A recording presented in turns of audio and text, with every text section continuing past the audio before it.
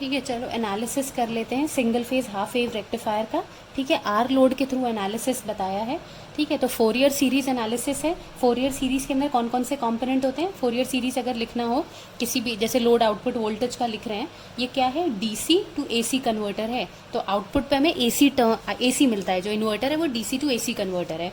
ठीक है, तो V output will be equal to summation n is equals to 1 to infinity DC component plus cos component plus sine component.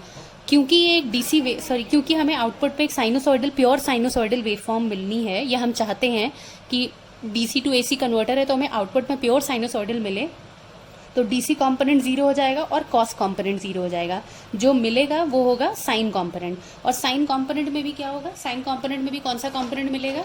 कि अगर कोई भी एक वेवफॉर्म है, ये मैंने कल क्लास में समझाया था कि अगर कोई भी एक वेवफॉर्म है, मान लेते ये जो स्क्वायर वेवफॉर्म है जो हमें आउटपुट पे मिल रही है, वो किन किन कंपोनेंट से मिलके बनी होगी?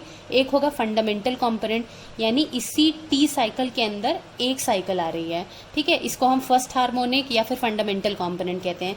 दूसरा होता है थर्ड हार्मोनिक।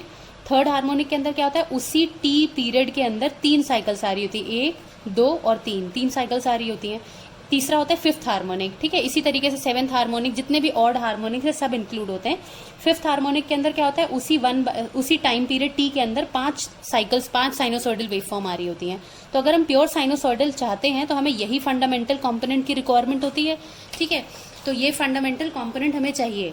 ठीक है, तो ये B n sine n omega t है, ये लिया है। इसके अंदर भी एन एन जहां पे भी है, और ये होता क्या है? बी एन वाला जो टर्म होता है, वो बी एन वाला टर्म क्या होता है? माइनस पाई से लेकर पाई, 1 अपॉन पाई, माइनस पाई से पाई, वी एम या वी एस जो भी सप्लाई है साइन ओमेगा टी। तो हमें जो आउटपुट वोल्टेज, और हम निकाल रहे हैं वी आउटपुट। ठीक है, तो हमें जो आउटपुट वोल्टेज मिल रहा है उसका मैग्नीट्यूड क्या है? वीडीसी बाई टू, वीडीसी या वीएस बाई टू। इनपुट को मैंने यहाँ वीएस लिया है। ठीक है, तो वीएस बाई टू, ये VS by two, VS by two मिल रहा है। ठीक है, तो वीएम की जगह पे वीएस बाई टू कर देंगे sine n omega t d omega t. अब जहां जहां पे एन है, फंडामेंटल कंपोनेंट की बात कर रहे हैं, वहां वहां 1 कर देंगे। तो V output is equals to B one, n की जगह पे 1 कर दिया, तो वी आउटपुट या फंडामेंटल कंपोनेंट है ना, वी आउटपुट 1 इसलिए मैंने लिखा है, इधर देख लीजिए, वी आउटपुट 1 इसलिए मैंने लिखा है, V output 1 is equals to 2 V S upon pi. ये value I average output voltage of fundamental component.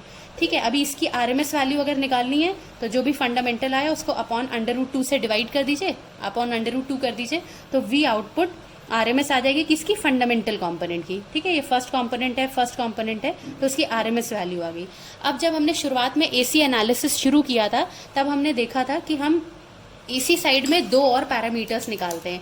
एक पैरामीटर होता है टीएचडी, और टीएचडी से पहले हम निकालते हैं जी होता है डिस्टॉर्शन फैक्टर, जिसका फॉर्मूला ये होता है वी फंडामेंटल कंपोनेंट का RMS upon V total component का आरएमएस। ठीक है, ये फंडामेंटल है, और ये जो डिनोमिनेटर में टोटल कंपोनेंट है, इसमें first harmonic, third harmonic, fifth harmonic सब होंगे। ठीक है, तो जी निकालने के लिए हमें जो चीज चाहिए, वी फंडामेंटल कंपोनेंट का आरएमएस तो यहाँ निकल आया है। जो वी आउटपुट का आरएमएस है वो कैसे निकालेंगे?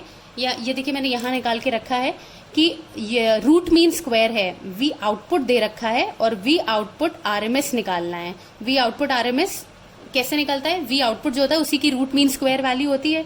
तो ये वी आउटपुट दिया है, पहले तो उसको स्क्वायर कर दीजिए। तो अगर ये वीडीसी बाई टू है, इधर भी वीडीसी बाई टू है, इसका स्क्वायर करेंगे, ये है वी आउटपुट का स्क्वायर करेंगे तो क्या आएगा? वीएस बाई टू का होल स्क्वायर। ठीक है, वीएस बाई टू का स्क्वायर आ गया, स्क्वायर हमने कर दिया, बस रूट मीन निकालना है। मीन निकालने के लिए हम क्या करना है? अंडर रूट किया 1 upon T into T, VS by two का स्क्वायर, ये टी टी कैंसिल हो जाएगा, अंडर रूट में है, तो वी आउटपुट आरएमएस क्या आया? VS upon two. ठीक है, तो अब वी आउटपुट आरएमएस भी मिल गया है, V01 आरएमएस भी पता था, जी की वैल्यू में V01 RMS upon V0 RMS निकाल देंगे तो वैल्यू आएगी 2√2 अपॉन पाई।